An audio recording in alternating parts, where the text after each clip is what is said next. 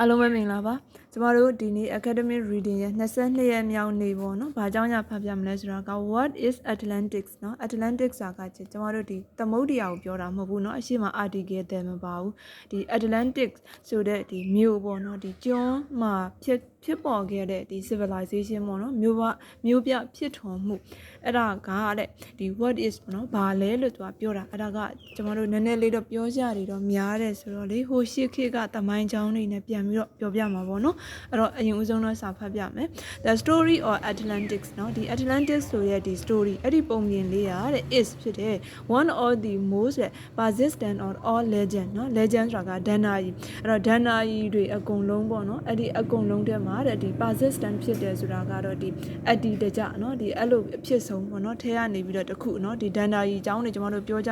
တယ်အဲ့ဒီထဲကနေပြီးတော့ဒီ Atlantic ဆိုတဲ့ဒီမြို့ပြ civilization ဖြစ်ထွန်းမှုရှိခဲ့တယ်ဆိုတဲ့အကြောင်းကဒီပြောနေခဲ့တဲ့เนาะဒီ persistent เนาะအရှိဆုံးအတည်တကျဖြစ်ဆုံးတရားတစ်ခုဖြစ်တယ်တဲ့အဲ့တော့ more than 5000 scholarly work เนาะအဲ့တော့ကဒီ9000ထက်ပိုသောဒီ scholarly work ဆိုတာကကျွန်တော်တို့ဒီပညာရှင်ဆန်ပေါ့နော်ဒီအလုပ်စူးစမ်းလေ့လာမှုတွေကတဲ့ in existence တည်ရှိနေတဲ့ about the Lost Atlantic အဲ့တော့ဒီ log ဆိုတာကပျောက်ဆုံးသွားမှုပေါ့နော်ဒီ Atlantean ဒီ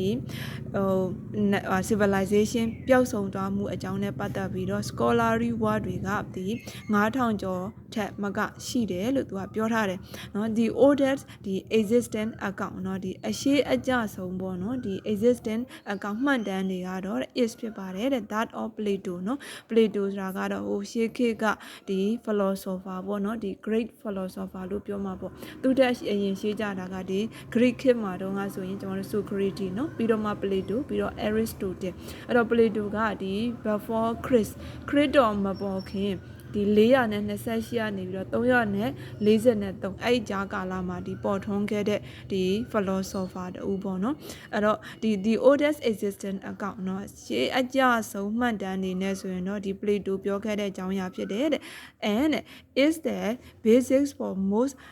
subsequent the speculation เนาะ subsequent speculation ဆိုတာကတော့ကျွန်တော်တို့ဒီနောက်ဆက်တွဲเนาะ speculation ဆိုမှန်းဆချက်ဒီထင်ကြီးအဲ့ဒါတွေအတွက်เนาะဒီအခြေခံအကြဆုံးဒီ Atlantic ရှိခဲ့တယ်ဆိုတဲ့အရာကဒီ Plato ရဲ့မှတ်တမ်းတွေကတော့ရှိကြဆုံးဖြစ်တယ်နောက်ဆက်တွဲမှန်းဆချက်တွေတဲ့အခြေခံအကြဆုံးကြောင်းရဖြစ်ပါတယ်တဲ့အဲ့တော့ဒီမှာတတိယလုံးတစ်ခါတည်းပြောသွားမယ်เนาะဒီမှာ the oldest existent account เนาะဒါကစာချက် is cover that of Plato ဆိုတာက complement နေရာကိုဝင်လာတဲ့ noun phrase ဖြစ်တယ်เนาะအဲ့တော့ဒါလေးတစ်ချက်တတိထားပြီးဒါနဲ့စထားတိုင်းကျွန်တော်တို့အနောက်မှာစာချက်ပါမှာ clause လို့ခေါ်တာဒါက phrase ဖြစ်တဲ့အတွက်ကြောင့် complement နေရာကိုဝင်လာတဲ့ noun phrase เนาะ and ပြီးတော့ is the basis for most subsequent speculation ဒါလည်းထို့တူပဲ the basis for most subsequent speculation ဆိုတာကလည်းcomplement နေရာကိုဝင်လာတဲ့ noun phrase ပဲ okay ဆက်ကြည့်ရအောင်အဲ့တော့ Plato ကတဲ့ describe ဖော်ပြထားတယ်တဲ့ a great civilization เนาะဒီ civilization ဆိုတာမြို့ပြဖွံ့ဖြိုးမှုပေါ့เนาะဒီဖြစ်ထွန်းမှု far ahead of its time အဲ့ဒီခေတ်ကာလเนาะဒီ Plato ပေါ်ခဲ့တဲ့ခုနကကျွန်မပြောတဲ့ဒီ Great တော်မပေါ်ခင်400နဲ့ဒီ BC ပေါ့เนาะ428ကနေပြီးတော့348အဲ့ဒီကာလအဲ့ဒီခေတ်ရဲ့ahead ဆိုတာကရှေ့ကြတယ်ပေါ့နော်သူ့ထက်ပိုပြီးတော့မှများစွာပေါ့နော်ဒီတိုးတက်မြင့်မာတဲ့ဒီယဉ်ကျေးမှုအဲ့ဒီတခုကိုသူက describe ဖော်ပြခဲ့တယ်ပေါ့နော်အဲ့ဒီခေတ်မတိုင်ခင်တုန်းကအဲ့ဒီတဲ့ကောင်းမွန်တဲ့ခေတ်တစ်ခေတ်ရှိတယ်ဆိုတဲ့အကြောင်းကို Plato က describe လုပ်ပေးတာနော်အဲ့တော့ကတဲ့ Atlanteans အဲ့ဒီနိုင်ငံဒီဟိုပါပေါ့နော်ဒီ Atlanteans ဆိုတာကဒီမှာနေထိုင်တဲ့ Atlantics မှာနေထိုင်တဲ့လူတွေကိုပြောချင်းဖြစ်တယ်အဲ့တော့ build တိဆောက်တဲ့ temple ဘုရားကျောင်းတွေတိဆောက်တဲ့ ship သင်္ဘောတွေတိဆောက်တဲ့ and ပြီးတော့ canal နော်တူးမြောင်းတွေတိဆောက်ခဲ့တယ်အဲ့တော့သူတို့ကတဲ့ lead by agriculture and commerce เนาะ agriculture ဆိုတာကတော့စိုက်ပျိုးရေးလုပ်တယ်ပေါ့เนาะရေတွေသွင်းယူပြီးတော့เนาะရေတူးမြောင်းတွေနဲ့စိုက်ပျိုးရေးလုပ်တယ် commerce ဆိုတာကတော့ဒီရောင်းဝယ်ဖောက်ကားတဲ့အရာတွေကိုပြောချင်းဖြစ်တယ် okay အဲ့ဒါနဲ့တဲ့ in there တဲ့ pursuit of trade เนาะဒီကုန်သွယ်မှုကိုသူတို့ဒီကုန်သွယ်ရေးကိုသူတို့ကတဲ့ pursuit ဆိုလေးလာလိုက်စားတယ်ရှာဖွေတယ်ပေါ့เนาะအဲ့တော့ preposition in ရဲ့ဝကြရှိကိုပို့ပြီးတော့ comma နဲ့ဖြတ်ထားတယ်เนาะအဲ့တော့ဒါဒီ adverbial fronting လို့ပြောချင်းဖြစ်တယ်အဲ့တော့ကုန်သွယ်မှုကိုလေးလာလိုက်စားတဲ့အခါမှာ they သူတို့က reach ရောက်တယ်ပေါ့နော် all the countries เนาะဒီနိုင်ငံတွေအများကြီးတဲ့ around the အဲ့ဒီ Atlantic ဆက်နေတဲ့နိုင်ငံတွေတော်တော်များများသူတို့ရောက်တယ်နိုင်ငံအကုန်လုံးပေါ့နော်အဲ့တော့ by တဲ့9600 BC အဲ့တော့ခရစ်တော်မပေါ်ခင်တော့ဒီနှစ်ပေါင်းဒီ9600เนาะအဲ့ဒီမတိုင်ခင်တုန်းကဆိုရင် by ကိုဒီနေရာမှာ before လို့မြင်ပေးเนาะအဲ့တော့ကြုံလို့တခါတည်းပြောလိုက်မယ်ခရစ်တော်မပေါ်ခင်ကျမတို့ဘာတွေပေါ်ခဲ့တယ်လဲဆိုတော့ကဒီအရင်ဦးဆုံးเนาะဒီ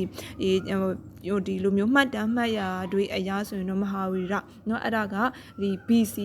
999ကနေပြီးတော့929ပြီးတော့မှဂေါတမဗုဒ္ဓက BC 963ကနေပြီးတော့483အတိပေါ်တယ်ပြီးတော့မှဒီအဲ့ဒါနဲ့ဒီမရှိမနှောင်းပေါ့နော်12နှစ်လောက်ကြာတယ် Confucius เนาะတရုတ်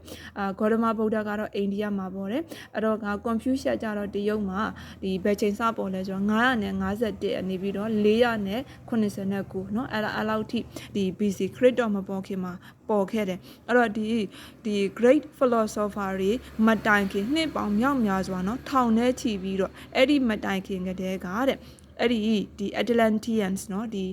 အဲ့ဒီနိုင်ငံသားတွေက had conqueror ဆိုတာကသိမ်းပိုက်တာကိုပြောတယ် all the known war except Greece เนาะအဲ့တော့ကဒီ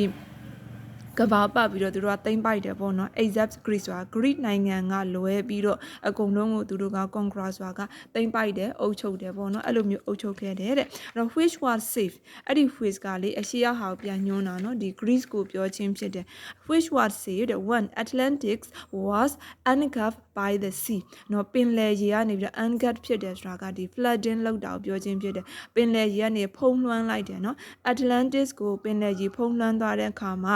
which word say ဒီ which ကရှေ့မှာရှိတဲ့ Greek ကိုပြောခြင်းဖြစ်တယ် Greek ကတော့ what save ဆိုတာကဒီ save ဖြစ်ပြီးတော့ကြံခဲ့တယ်ပေါ့နော်ဒီဘာမှမဖြစ်ဘဲနဲ့ကြံခဲ့တယ်အဲ့တော့ကပင်လယ်ရေလွှမ်းမိုးတာကတဲ့ overnight ညတွင်ချင်းနော် disappearing without a trace နော်သဲလွန်စားလို့တခုမှတောင်မကြံဘဲနဲ့နော်လုံးဝပျောက်ကွယ်သွားတဲ့အထိတညတွင်ထဲမှာပဲပေါ့နော်ဒီပင်လယ်ရေကဒီ Atlantis ကိုလွှမ်းမိုးသွားတဲ့အချိန်မှာ Greece ကတော့ကြံခဲ့တယ်လို့ပြောတယ် okay အဲ့တော့ကတဲ့ Plato ဆက်နော် Plato ကဆက်ပြောတယ် the Atlantic ဒီတဲ့ was ဖြစ်ပါတယ်တဲ့ was of the pillars of Hercules နော်ဒီ pillars of Hercules ဆိုတာကဒီ Hercules ဒီ down time ပေါ့နော်အဲ့ဒါကဘယ်နာမှသွားပြီးတော့ရှိလဲဆိုတော့ which may people have assumed many people have assumed နော်လူတွေအများကြီးကတော့ယူဆတယ်တဲ့ to be the Strait of Gibraltar နော် Gibraltar ရေလက်ကြောင်နော်အဲ့ဒီမှာရှိတယ်တဲ့ဒီ pillars of Hercules နော်ဒီ Hercules down time တွေဆိုတာက Gibraltar ရေလက်ကြားမှာရှိတယ်လို့လူတွေအများကယူဆထားတယ်နော် recently မကြသေးမီကပဲတဲ့ it အဲ့ဒါကတဲ့ has been suggested เนาะအဲ့တော့အောက်မှာကြော်ကြည့်လိုက်เนาะဒီဟာလေးကခဲချစ်ပုံလေးနဲ့ဒီ Atlantic ဒီမြို့เนาะဒီရေအောက်ဖုံးလွှမ်းသွားတဲ့မြို့ကိုခဲချစ်ပုံကြမ်းလေးဆွဲပြထားတဲ့အရာဖြစ်တယ်။ Okay အဲ့တော့ကျမတို့ဒီအောက်ကိုကြော်ပြီးတော့ကြည့်မယ်เนาะစာအောက်ကခောက်မှာဆိုလို့ကျမဒီတိုင်းလေးပြင်လိုက်မယ်။ Okay အဲ့တော့ကစာဘက်ကိုအရင်သွားလိုက်မယ်เนาะ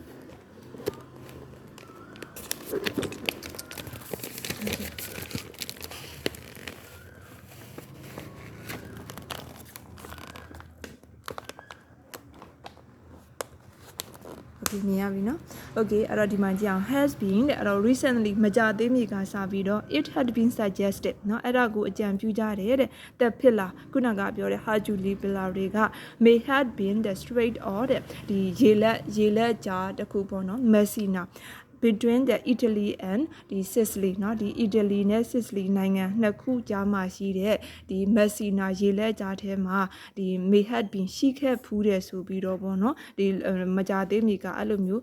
suggest အကြံပေးထားတယ်အဲ့တော့ဒီ pattern ကဘာနဲ့သုံးထားလဲဆိုတော့ it had been suggested that ဆိုတဲ့ noun clause ပါလာတဲ့အတွက်ကြောင့်အဲ့ဒါကကျမတို့ဒီ impersonal passive verb ကိုသုံးထားတဲ့ပုံစံเนาะ Okay ဆက်ကြည့်ရအောင်အဲ့တော့တဲ့ before the entirely dismissing the legend as a myth เนาะဒီ mix ဆိုတာကလည်းဒဏ္ဍာကြီးပဲ legend ကလည်းဒဏ္ဍာကြီးပဲအဲ့တော့ဒဏ္ဍာကြီးတစ်ခုအဖြစ်နဲ့เนาะဒါဒီကျမတို့ manner เนาะဒဏ္ဍာကြီးတစ်ခုဖြစ်နေတဲ့ဒီဒဏ္ဍာကြီးကတဲ့ entirely dismissing ဆိုတာကလုံးဝကြီးပျောက်ကွယ်မသွားခင်မှာเนาะ ever phrase on time เนาะဒီတစ်ခုလုံးကဒီ before ဒီအနောက်မှာ phrase ပဲပါတဲ့အတွက်ကြောင့်ဒီနေရာမှာ preposition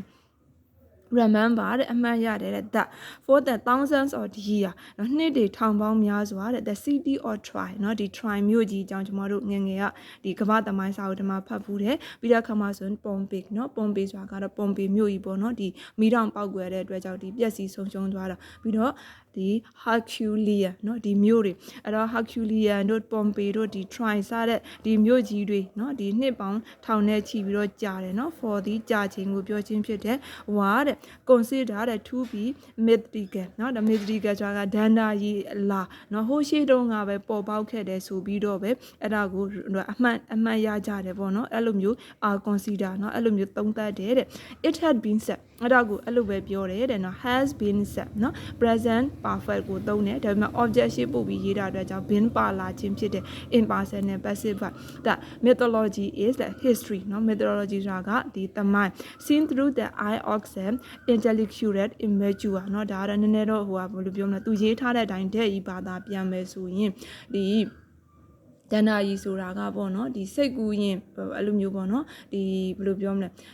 ညံရည်မမိတဲ့သူတွေရဲ့အမြင်နဲ့မြင်တဲ့သမိုင်းဆိုပြီးတော့သူကတော့ဘာသာပြန်ထားတယ်ပေါ့နော်โอเคအဲ့တော့ကျမတို့ဒီနေ့ဖတ်ပြသွားတဲ့အကြောင်းအရာကဒီ Atlantic ဆိုတဲ့ဒီမြို့ပေါ့နော်အဲ့ဒီအကြောင်းအရာကိုဖတ်ပြသွားတယ်သူ့ထဲမှာပါတဲ့ဒီ grammar pattern တွေရဆိုရင်တော့ကျမတို့ဒီဟောပေါ့နော်ဒီ model auxiliary တွေကိုသုံးထားတာကိုတွေ့တယ်ပေါ့နော်ဒီမှာ may had been အောက်ဆုံးမှာတစ်ချက်လောက်ပြန်ကြည့်ပေးမယ်နော်အဲ့တော့ဒီမှာ may had been may ဒီကျမတို့ speculation မှန်းဆတဲ့နေရာမှာသုံးတယ်တနည်းအားဖြင့် possibility နော် may has ဘလာဘာတတွေကိုသုံးထားတဲ့အတွက်ကြောင့်အတိတ်ကဒီလိုမျိုးရှိခဲ့ဖူးတဲ့ဆိုတဲ့ပုံစံမျိုးနဲ့ပြောချင်းဖြစ်တယ်ပြီးတော့တော်တော်များများဒီ grammar pattern မှာ impersonal passive voice နော်ဒီ ITA ကိုရှေ့ပို့ထားတယ်ပြီးတော့နောက်မှာ noun clause ကိုဒါနဲ့ရေးထားတာကိုတွေ့ရှိရတယ်ပြီးတော့ present perfect tense တွေကိုသုံးထားတယ်ပေါ့နော်ပြီးတော့ကျမတို့ဒီ adjective clause တွေပေါ့နော်ဒီ which နဲ့စထားတဲ့ဒီအရှိမရှိတဲ့ဒီ noun ကိုပြန်ပြီးတော့ modify လုပ်ပေးတဲ့ clause တွေတော်တော်များများတွေ့ရတယ်ပေါ့နော်။ Okay အဲ့တော့ဒီနေ့သင်ခန်းစာကတော့ဒီလောက်ပါပဲဒီ graph ဟောပေါ့နော်ဒီအရှိပိုင်းဒီဟိုပါပေါ့နော်ဒီ great philosopher တွေရဲ့ဒီတွေးခေါ်ယူဆချက်တွေကတော့ကျွန်မဒီ internet ကနေပြီးတော့ရှာပြီးတော့ပြောပြတာပေါ့နော်ဒီစာထဲမှာရေးထားတဲ့အတိုင်းပဲဒီ crit တော်မပေါ်ခင်နှစ်ပေါင်းများစွာကတည်းကဒီ Atlantean ပေါ့နော်ဒီနိုင်ငံသားတွေသူပတ်ဝန်းကျင်မှာရှိတဲ့နိုင်ငံတွေအကုန်လုံးကိုသူတို့ကသိမ်းပိုက်အုပ်ချုပ်ခဲ့တယ်ညတွင်ချင်းကြီးဒီပင်လယ်ကြီးလွှမ်းမိုးမှုကြောင့်အစာပြောက်သွားတယ်ဒါပေမဲ့ grid ကတော့ဒီတိုင်းကြံနေခဲ့တယ်ပေါ့နော်ဒီအကြောင်းအရာကိုဖတ်ပြသွားခြင်းဖြစ်ပါတယ်အဆင်ပြေမယ်လို့ယူဆပါတယ်ကျေးဇူးတင်ပါတယ်ရှင်